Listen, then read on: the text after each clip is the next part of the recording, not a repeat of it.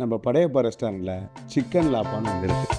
அது சிக்கன் லாப்பானா அப்படி புரட்டா மாவை இலை மாய் வீசி அதில் சிக்கனு முட்டை கறியெல்லாம் கலந்து அதில் அப்படியே ஊற்றி அது 4-3 மடித்து அதை அப்படியே பரட்டி விட்டு இங்கிட்டு 4 கரண்டி எண்ணெய் ஊற்றி மொறுன்னு வேக விட்டு அந்த பக்கத்து பரட்டி ஒரு 4 கரண்டி எண்ணெய் ஊற்றி மொறுன்னு வேக விட்டு அதை பீஸா மாதிரி வெட்டி வச்சு சாப்பிட்டா அப்படி தான் இருக்கும்.